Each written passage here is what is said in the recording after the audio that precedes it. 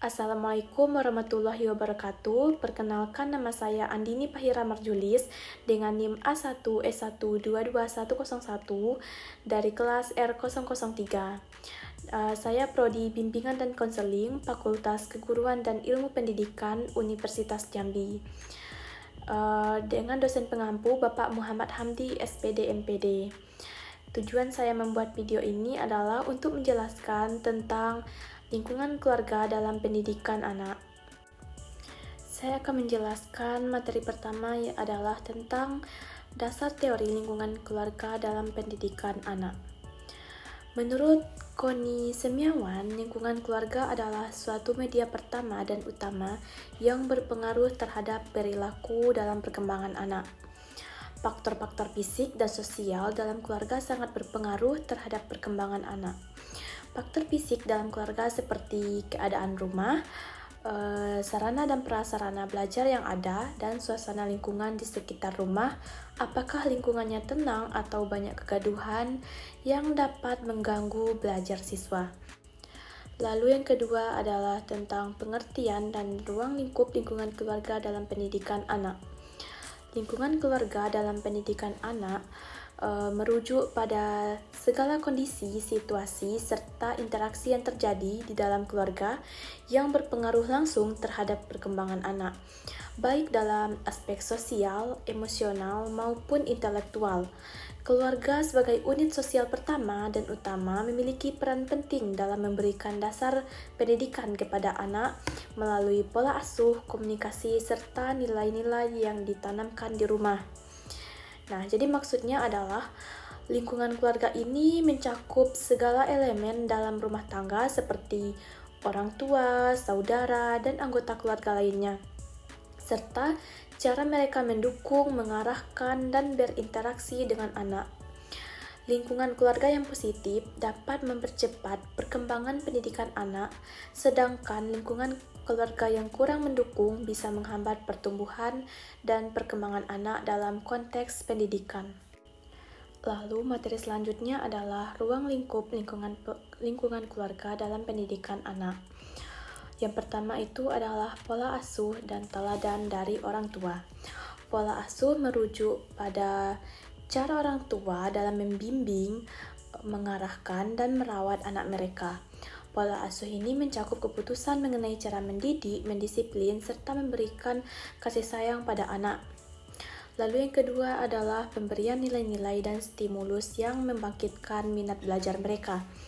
Nah, jadi maksudnya adalah orang tua memberikan nilai-nilai kehidupan yang sangat berpengaruh pada cara anak melihat dunia dan pentingnya pendidikan. Nilai-nilai ini mencakup pentingnya kerja keras, disiplin, dan rasa ingin tahu. Stimulus pendidikan seperti memperkenalkan buku, permainan edukatif, atau berdiskusi tentang topik-topik menarik dapat meningkatkan minat anak dalam belajar. Lalu yang ketiga itu adalah perhatian dan fasilitas yang memadai bagi anak untuk belajar.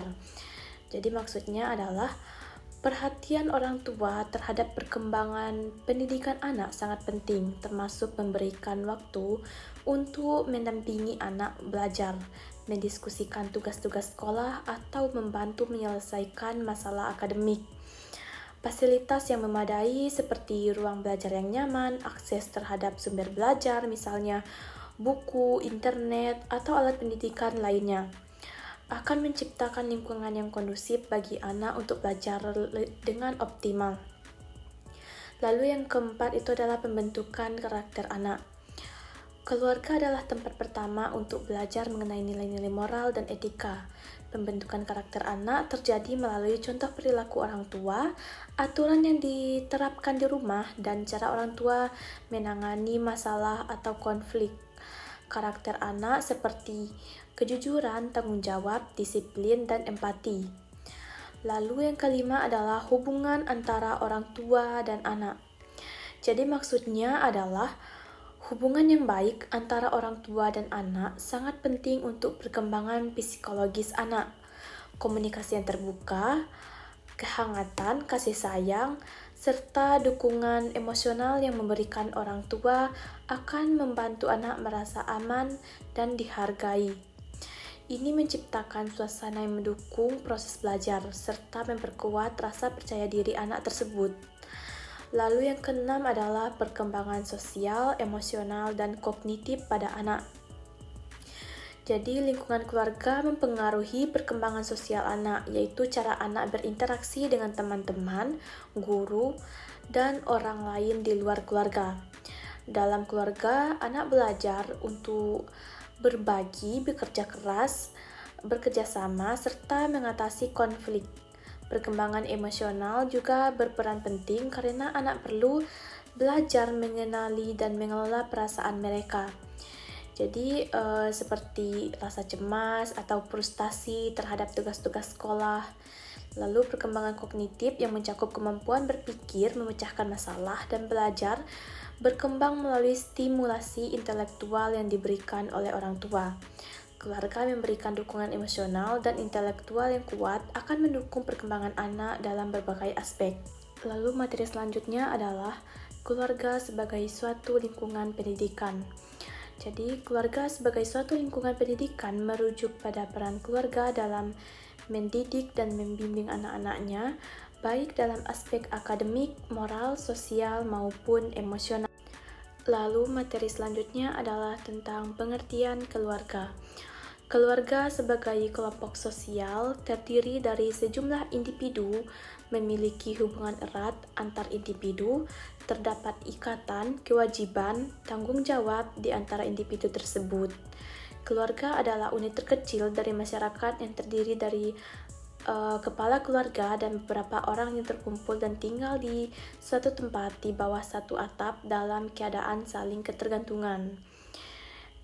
Tujuan berkeluarga adalah untuk membangun hubungan yang harmonis, saling mendukung, dan penuh kasih sayang di antara anggota keluarga, serta menciptakan lingkungan yang aman, stabil, dan nyaman untuk pertumbuhan fisik, emosional, dan sosial. Tujuan ini mencakup aspek-aspek spiritual, sosial, dan ekonomi yang berfungsi untuk memenuhi kebutuhan dasar manusia seperti cinta, rasa memiliki, dan rasa aman. Materi selanjutnya adalah fungsi keluarga dalam kehidupan. Yang pertama itu adalah fungsi biologis, yaitu adalah keluarga berperan dalam melanjutkan keturunan melalui reproduksi, memberikan perawatan, dan pemenuhan kebutuhan fisik seperti makanan, pakaian, dan perlindungan. Yang kedua adalah fungsi ekonomi, yaitu keluarga bertanggung jawab untuk memenuhi kebutuhan ekonomi anggotanya, seperti menyediakan tempat tinggal, pendidikan, dan kesehatan. Yang ketiga adalah fungsi pendidikan. Keluarga adalah tempat pertama anak belajar nilai-nilai, norma sosial, dan keterampilan hidup. Lalu berikutnya adalah fungsi sosialisasi, yaitu keluarga menjadi tempat awal anak belajar berinteraksi dengan orang lain. Melalui keluarga, anak diajarkan bagaimana menghormati orang lain, berbagi, dan menjalankan peran sosial dalam masyarakat. Lalu yang terakhir adalah fungsi perlindungan, yaitu keluarga memberikan rasa aman baik secara fisik maupun emosional. Materi selanjutnya adalah tanggung jawab anggota keluarga. Yang pertama adalah tanggung jawab ayah, yaitu memenuhi kebutuhan ekonomi keluarga, atau memberi nafkah, memberi perlindungan dan rasa aman kepada seluruh anggota keluarga, menjadi teladan dan sikap, moral, dan nilai-nilai yang baik, membimbing dan mendidik anak baik secara fisik, mental, maupun spiritual.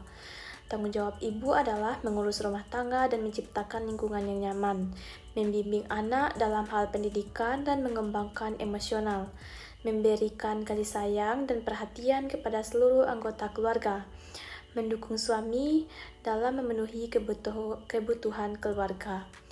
Tanggung jawab anak adalah patuh kepada orang tua dan menghormati mereka, membantu tugas-tugas rumah tangga sesuai kemampuan, belajar dengan baik untuk mencapai masa depan yang lebih baik, menjaga keharmonisan keluarga, dan menghargai anggota keluarga lainnya. Selanjutnya adalah jenis pola asuh yang diterapkan orang tua dalam keluarga. Yang pertama adalah pola asuh otoriter. Pola asuh otoriter ditandai dengan kontrol yang sangat ketat dari orang tua Dalam pola ini, orang tua menetapkan aturan yang harus diikuti oleh anak tanpa memberikan ruang untuk diskusi atau penjelasan. Orang tua mengharapkan kepatuhan mutlak, seringkali disertai hukuman jika anak melanggar. Jadi komunikasi cenderung satu arah, di mana orang tua memberikan perintah tanpa mendengarkan pendapat anak. Meskipun pola asuh ini dapat membuat anak disiplin, ada risiko anak tersebut menjadi kurang percaya diri atau takut mengambil keputusan dan merasa tertekan oleh ekspektasi yang tinggi. Lalu yang kedua adalah pola asuh demokratis, yaitu pola asuh yang mengutamakan keseimbangan antara kontrol dan kasih sayang. Orang tua menetapkan aturan yang jelas, tetapi juga memberikan ruang bagi anak untuk berdiskusi dan memahami alasan di balik aturan tersebut. Dalam pola asuh ini, komunikasi berjalan dua arah. Anak didorong untuk mandiri dan bertanggung jawab, sementara orang tua tetap memberikan bimbingan yang diperlukan. Pola asuh ini dianggap ideal karena membantu anak tumbuh menjadi pribadi yang percaya diri, mandiri, dan mampu membangun hubungan yang sehat dengan orang lain. Lalu yang ketiga adalah pola asuh permisif. Pola asuh permisif ini cenderung longgar, di mana orang tua memberi kebebasan penuh kepada anak tanpa banyak batasan atau aturan. Orang tua sering menghindari konflik dan lebih memilih teman bagi anak. Mereka jarang memberikan hukuman atau koreksi, tetapi sangat mendukung anak secara emosional. Akibatnya, anak mungkin merasa kurang disiplin, sulit memahami batasan, atau kebingungan karena mereka tidak ada struktur yang jelas dalam hidupnya. Lalu selanjutnya adalah jenis-jenis keluarga dan karakteristik keluarga dalam anggota keluarga.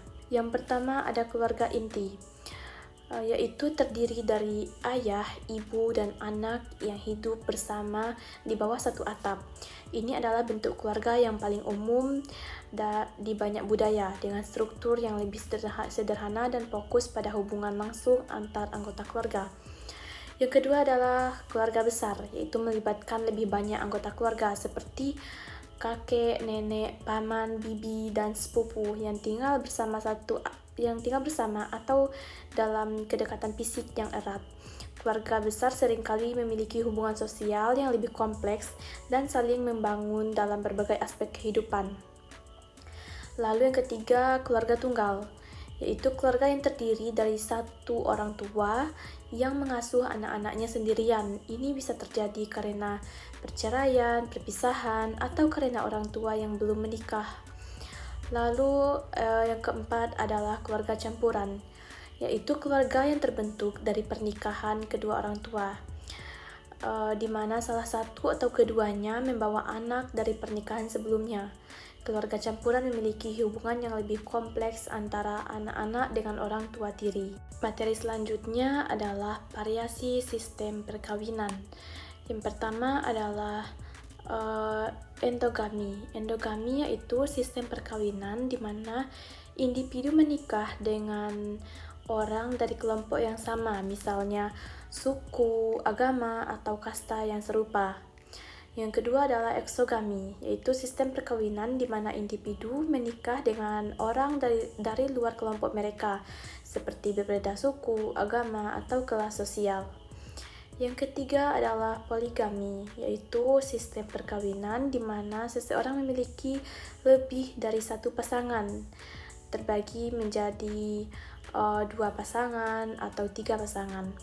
Yang keempat adalah monogami, yaitu sistem perkawinan di mana seseorang hanya memiliki satu pasangan hidup pada satu waktu. Lalu selanjutnya adalah anak dalam keluarga monogami, poligami, eksogami, dan endogami. Yang pertama adalah keluarga monogami, yaitu anak yang tumbuh dengan 2 orang tua yang saling berkomitmen dalam hubungan eksklusif, memberikan stabilitas emosional dan pola asuh yang lebih berfokus. Lalu yang kedua adalah keluarga poligami, yaitu Anak memiliki lebih dari satu ibu atau ayah, tergantung jenis poligami, yang mengarah pada dinamika keluarga yang lebih kompleks dengan banyak saudara tiri dan hubungan antar pasangan yang bervariasi. Lalu yang ketiga adalah keluarga eksogami, yaitu anak lahir dari orang tua yang berasal dari latar belakang budaya, agama, atau suku yang berbeda, sehingga anak memiliki pengalaman lebih beragam dalam hal nilai, bahasa, dan norma sosial. Yang keempat adalah keluarga endogami, yaitu anak lahir dari orang tua yang berasal dari kelompok yang sama, baik secara budaya, agama, atau sosial, sehingga anak tumbuh dengan penguatan identitas budaya dan nilai-nilai dari kelompok tersebut. Lalu yang selanjutnya adalah tentang pengertian keluarga sehat dan bahagia. Keluarga sehat adalah keluarga yang memiliki hubungan yang harmonis, komunikasi yang terbuka, serta memenuhi kebutuhan fisik, emosional, sosial, dan psikologis anggotanya. Dalam keluarga sehat, setiap individu merasa aman, dicintai, dihargai, dan didukung, karena keluarga ini juga mampu mengatasi konflik dengan cara yang konstruktif. Lalu, keluarga bahagia adalah keluarga yang anggotanya merasa puas, damai, dan menikmati kebersamaan. Kebahagiaan dalam keluarga terwujud dalam hubungan yang saling menghormati, saling mendukung, serta adanya kebersamaan yang memberikan kebahagiaan dan rasa puas terhadap kehidupan keluarga. Lalu berikutnya adalah tentang strategi dalam mewujudkan keluarga sehat dan bahagia. Yang pertama itu adalah meningkatkan komunikasi.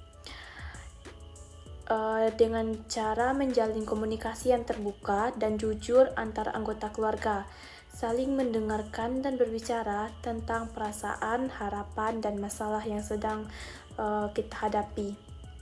Yang kedua adalah yaitu menghargai perbedaan. Maksudnya adalah menghargai perbedaan pendapat, minat, dan perasaan antar anggota keluarga. Ini membantu menciptakan rasa saling memahami dan menerima satu sama lain. Lalu yang ketiga, menjalin kebersamaan. Jadi maksudnya adalah menghabiskan waktu bersama seperti makan bersama, berlibur, atau melakukan kegiatan yang menyenangkan untuk mempererat ikatan keluarga. Yang keempat adalah memberikan dukungan emosional, yaitu memberikan dukungan emosional dengan cara mendengarkan, memberi nasihat, atau hanya menjadi pendamping ketika ada anggota keluarga yang membutuhkan. Lalu yang kelima adalah menetapkan aturan dan tanggung jawab. Jadi maksudnya adalah membuat aturan yang jelas dalam keluarga dan membagi tanggung jawab sesuai dengan usia dan kemampuan masing-masing anggota keluarga.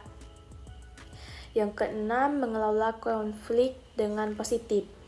Maksudnya adalah menghadapi perbedaan pendapat atau konflik dengan cara yang konstruktif seperti berdiskusi dengan tenang dan mencari solusi yang saling menguntungkan. Lalu yang ketujuh itu adalah tentang menjaga kesehatan fisik dan mental. Jadi maksud menjaga kesehatan fisik dan mental yaitu kita harus menerapkan pola hidup sehat seperti olahraga bersama, makan dengan gizi seimbang, serta menjaga kesehatan mental dengan cara menghindari stres berlebihan dan menjaga suasana hati yang lebih positif. Lalu yang terakhir adalah tentang pendidikan yang baik, yaitu memberikan pendidikan yang baik secara akademik maupun moral, untuk membentuk karakter dan kepribadian yang sehat pada anak-anak dalam keluarga. Materi selanjutnya adalah melakukan planning, organizing, directing atau leading, controlling, dan coordinating. Yang pertama itu adalah planning atau perencanaan, yaitu merencanakan kegiatan keluarga yang melibatkan waktu berkualitas bersama, menetapkan tujuan jangka panjang seperti pendidikan anak, keuangan keluarga, serta menciptakan visi dan misi keluarga yang sehat dan bahagia. Lalu yang kedua adalah organizing, yaitu pengorganisasian, yaitu membagi peran dan tanggung jawab di antara anggota keluarga untuk memastikan bahwa semua aspek kehidupan keluarga seperti keuangan, pendidikan, dan kesehatan terkelola dengan baik. Yang ketiga adalah directing atau leading, yaitu pengarahan atau pimpinan, yaitu memberikan arahan kepada anggota keluarga tentang bagaimana mencapai tujuan bersama, serta memimpin dengan memberikan contoh yang baik dalam hal perilaku, komunikasi, dan etika. Yang keempat itu controlling atau pengendalian, yaitu memantau dan mengevaluasi perkembangan keluarga dalam mencapai tujuan kesehatan dan kebahagiaan. Yang kelima adalah coordinating atau koordinasi, yaitu menjaga kerjasama antar anggota keluarga, memastikan komunikasi yang baik antar individu, serta mendukung satu sama lain dalam mengatasi tantangan yang dihadapi oleh keluarga. Materi selanjutnya adalah kewajiban dan hak anggota keluarga. Kewajiban yang pertama adalah kewajiban orang tua. Kewajiban orang tua adalah memberikan kasih sayang, perlindungan, dan pendidikan kepada anak-anak, serta memenuhi kebutuhan fisik, emosional, dan mental mereka. Yang kedua adalah kewajiban anak.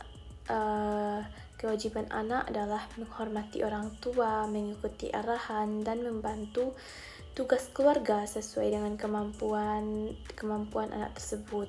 Lalu, hak orang tua adalah mendapatkan penghormatan dan dukungan dari anak-anak, serta memiliki hak untuk mendidik dan membimbing mereka. Lalu, hak dari anak tersebut adalah mendapatkan kasih sayang, perlindungan, dan pendidikan yang layak, serta berkembang secara fisik, emosional, dan sosial dalam lingkungan yang aman dan mendukung. Materi selanjutnya adalah komunikasi dalam keluarga. Komunikasi dalam keluarga adalah proses pertukaran informasi, perasaan, dan ide antar anggota keluarga yang bertujuan untuk menciptakan pemahaman, mempererat hubungan, dan mengatasi masalah bersama. Komunikasi ini melibatkan percakapan verbal dan non-verbal yang saling mendukung dan membangun sehingga tercipta hubungan yang harmonis, saling menghargai, dan penuh kasih di dalam keluarga. Materi selanjutnya adalah problematika dan konflik dalam keluarga. Yang pertama yaitu adalah perbedaan nilai dan gaya hidup. Jadi maksudnya adalah konflik sering timbul ketika anggota keluarga, terutama antara generasi tua dan muda, memiliki pandangan atau cara hidup yang berbeda. Misalnya, perbedaan dalam cara mendidik anak atau pilihan karir. Lalu yang kedua adalah masalah keuangan. Jadi maksudnya adalah ketidakcocokan dalam pengelolaan keuangan keluarga, seperti pengeluaran yang tidak terkendali, ketidakmampuan untuk memenuhi kebutuhan dasar, atau ketidaksetujuan dalam pengelolaan dana dapat menimbulkan ketegangan. Lalu yang ketiga, komunikasi yang buruk. Jadi maksudnya kurangnya komunikasi terbuka atau komunikasi yang tidak efektif dapat menyebabkan kesalahpahaman, ketidakpercayaan, dan perasaan diabaikan antar anggota keluarga. Lalu yang keempat, peran dan tanggung jawab yang tidak jelas. Jadi, ketidakjelasan atau ketidakseimbangan dalam pembagian tugas rumah tangga dan tanggung jawab keluarga dapat menciptakan rasa ketidakpuasan dan ketegangan di dalam keluarga. Yang kelima itu adalah masalah kesehatan mental dan fisik. Jadi maksudnya adalah penyakit fisik atau gangguan kesehatan mental baik pada orang tua atau anak dapat menambah beban emosional dan memperburuk dinamika keluarga. Yang keenam itu adalah perubahan dalam struktur keluarga. Jadi maksudnya seperti perceraian, pernikahan ulang, atau masalah hubungan antar pasangan dapat memicu konflik baru dalam keluarga, termasuk ketegangan antara orang tua, anak, dan anggota keluarga lainnya. Yang ketujuh yaitu perbedaan pandangan pendidikan anak. Jadi, ketidaksepakatan antara orang tua mengenai cara mendidik dan membesarkan anak dapat memicu perdebatan yang terkadang dapat menurunkan keharmonisan keluarga. Materi selanjutnya yaitu faktor penyebab konflik dalam keluarga. Yang pertama, perbedaan nilai dan pandangan.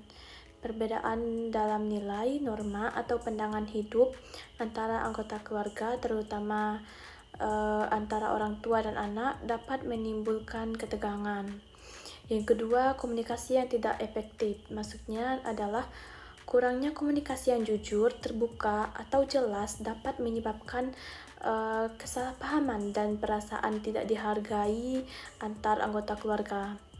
Yang ketiga, stres dan tekanan eksternal, yaitu faktor eksternal seperti tekanan pekerjaan, masalah keuangan, atau masalah kesehatan dapat memperburuk hubungan keluarga. Yang keempat, perbedaan peran dan tanggung jawab. Maksudnya adalah ketidakseimbangan dalam pembagian tugas atau peran dalam keluarga dapat menyebabkan ketidakpuasan dan konflik. Lalu yang kelima, pengasuhan anak yang berbeda. Jadi, ketidaksetujuan antara pasangan atau orang tua mengenai cara mendidik anak bisa menyebabkan perdebatan dan pertentangan. Yang keenam, kehilangan atau perubahan struktur keluarga. Misalnya perceraian, pernikahan ulang, atau perubahan dalam anggota keluarga, misalnya kedatangan anggota keluarga baru bisa menambah ketegangan. Yang ketujuh, masalah keuangan. Ketidaksepakatan tentang pengelolaan uang, pengeluaran, atau tanggung jawab keuangan dapat memicu konflik dalam keluarga. Yang kedelapan, kurangnya empati dan dukungan emosional. Jadi maksudnya adalah ketidakmampuan untuk memahami atau memberikan dukungan emosional yang dibutuhkan oleh anggota keluarga dapat menciptakan ketegangan. Selanjutnya adalah dampak dari konflik yang terjadi dalam keluarga. Dampak yang pertama yaitu keharmonisan keluarga terganggu. Jadi, konflik dapat merusak hubungan antar anggota keluarga, menyebabkan ketegangan, perasaan tidak nyaman, dan perpecahan. Yang kedua adalah kesehatan mental anggota keluarga. Jadi, stres akibat konflik dapat menyebabkan gangguan kecemasan, depresi, dan perasaan tertekan pada anggota keluarga, terutama pada anak-anak. Yang ketiga, perubahan pola perilaku. Jadi maksudnya adalah konflik berkepanjangan dapat mempengaruhi perilaku anak, seperti penurunan prestasi sekolah, masalah perilaku, atau kecenderungan untuk menarik diri. Yang keempat, dampak pada hubungan pasangan, yaitu ketegangan antara pasangan dapat mengarah pada perpisahan atau perceraian yang berdampak pada stabilitas keluarga. Yang kelima, pengaruh pada kesehatan fisik, yaitu stres akibat konflik dapat berdampak negatif pada kesehatan fisik anggota keluarga, meningkatkan risiko penyakit, berbagai penyakit yang akan timbul. Lalu yang keenam adalah kehilangan kepercayaan. Jadi, konflik yang tidak terselesaikan dapat menyebabkan hilangnya rasa saling percaya antar anggota keluarga, memperburuk hubungan, dan menciptakan jarak emosional. Lalu yang ketujuh adalah dampak sosial. Jadi, maksudnya adalah misalnya anak-anak yang terlibat dalam konflik keluarga dapat mengalami kesulitan dalam berinteraksi sosial dan membangun hubungan yang sehat dengan orang lain di luar keluarga. Selanjutnya adalah solusi untuk menyelesaikan konflik dan masalah dalam keluarga. Yang pertama itu adalah komunikasi terbuka dan jujur. Jadi kita harus mendorong semua anggota keluarga untuk berbicara dengan jujur, mendengarkan perasaan dan pandangan masing-masing, serta menghindari komunikasi yang bersifat menyalahkan. Lalu yang kedua adalah mencari solusi bersama, yaitu melibatkan seluruh anggota keluarga dalam mencari solusi yang saling menguntungkan dan memastikan setiap pihak merasa dihargai dalam proses pengambilan keputusan. Lalu yang ketiga itu adalah mengelola emosi dengan bijak. Jadi di sini maksudnya adalah kita harus menghindari reaksi emosional yang berlebihan dan berusaha untuk tetap tenang dalam menghadapi masalah agar dapat berpikir jernih dan menyelesaikan konflik secara rasional. Yang keempat adalah kompromi dan fleksibilitas. Jadi maksudnya adalah mencari titik tengah melalui kompromi di mana setiap anggota keluarga bersedia mengalah demi kepentingan bersama. Lalu yang kelima adalah membagi tanggung jawab, yaitu menyusun pembagian peran dan tanggung jawab yang jelas untuk menghindari konflik terkait pengelolaan rumah tangga dan kebutuhan keluarga. Yang keenam adalah memberi dukungan emosional. Jadi maksudnya adalah mengedepankan empati dan dukungan emosional sehingga anggota keluarga merasa diterima dan dimengerti. Lalu yang ketujuh adalah konseling keluarga. Jadi jika konflik berlarut-larut, mencari bantuan dari konselor atau mediator keluarga untuk menyelesaikan masalah dengan pendekatan profesional.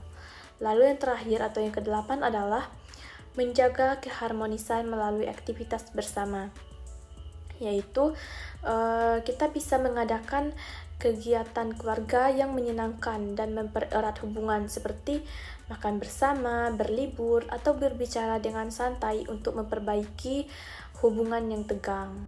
Selanjutnya adalah anak dalam keluarga. Jadi maksudnya adalah anak dalam keluarga adalah individu yang lahir atau diadopsi dalam sebuah keluarga yang menjadi anggota generasi berikutnya dalam sebuah unit keluarga.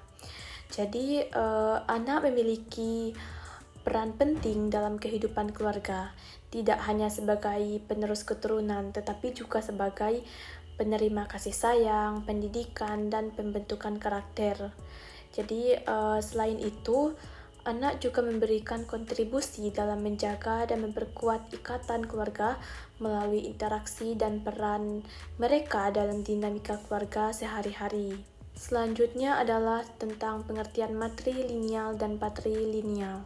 Yang pertama yaitu matrilineal adalah sistem kekerabatan yang mengutamakan garis keturunan melalui ibu. Jadi maksudnya dalam masyarakat matrilineal, nama keluarga, harta warisan, dan status sosial diturunkan melalui pihak ibu. Jadi anak-anak cenderung mengikuti status atau identitas ibu dalam hal kewarisan dan hak-hak tertentu. Contohnya adalah beberapa suku di dunia yang mengikuti sistem ini seperti suku Minangkabau di Indonesia. Lalu tentang patrilineal. Patrilineal adalah sistem kekerabatan yang mengutamakan garis keturunan melalui ayah. Jadi dalam sistem ini, nama keluarga, harta warisan, dan status sosial diturunkan melalui pihak ayah. Jadi anak-anak, terutama laki-laki, akan mewarisi hak-hak dari pihak ayah. Sistem patrilineal lebih banyak diterapkan di berbagai budaya dan masyarakat di dunia, seperti pada kebanyakan pada masyarakat barat. Selanjutnya adalah anak dalam keluarga matrilokal dan patrilokal. Yang pertama itu adalah matrilokal. Matrilokal adalah sistem tempat tinggal setelah menikah yang mengharuskan pasangan untuk tinggal bersama keluarga pihak ibu atau dekat dengan keluarga ibu. Jadi, dalam sistem matrilokal, anak-anak akan tinggal dengan ibu dan anggota keluarga ibu sehingga anak lebih terikat dengan keluarga ibu. Contohnya, masyarakat yang menganut sistem matrilokal adalah beberapa suku di Asia Tenggara dan Afrika. Lalu patrilokal adalah sistem tempat tinggal setelah menikah yang mengharuskan pasangan untuk tinggal bersama keluarga pihak ayah atau dekat dengan keluarga ayah. Jadi maksudnya dalam sistem patrilokal ini anak-anak cenderung lebih terikat dengan keluarga ayah dan biasanya tinggal bersama atau dekat dengan keluarga ayah. Lalu selanjutnya adalah anak dalam keluarga besar dan keluarga inti.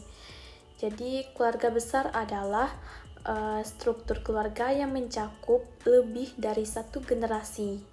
Seringkali terdiri dari orang tua, anak-anak, kakek, nenek, paman, bibi, sepupu, dan anggota keluarga lainnya. Dalam keluarga besar, anak-anak hidup bersama atau dekat dengan anggota keluarga yang lebih tua, sehingga mereka bisa mendapatkan pengaruh dan pendidikan dari berbagai generasi. Keluarga besar memiliki ciri khas saling bergantung dan mendukung secara emosional dan finansial. Lalu keluarga inti. Jadi keluarga inti adalah unit keluarga yang terdiri dari orang tua, yaitu ayah dan ibu dan anak-anak mereka. Jadi ini adalah bentuk keluarga yang paling umum di banyak budaya modern, di mana fokusnya adalah pada hubungan antara orang tua dan anak-anak mereka, tanpa keterlibatan langsung dari anggota keluarga yang lebih luas, seperti kakek, nenek, atau saudara-saudara orang tua. Keluarga inti seringkali lebih mandiri dan cenderung berfokus pada pembentukan nilai dan pengasuhan anak dalam lingkungan yang lebih kecil. Demikian pemaparan materi yang dapat saya sampaikan. Mohon maaf jika terdapat kesalahan dan saya ucapkan terima kasih. Saya tutup. Wassalamualaikum warahmatullahi wabarakatuh.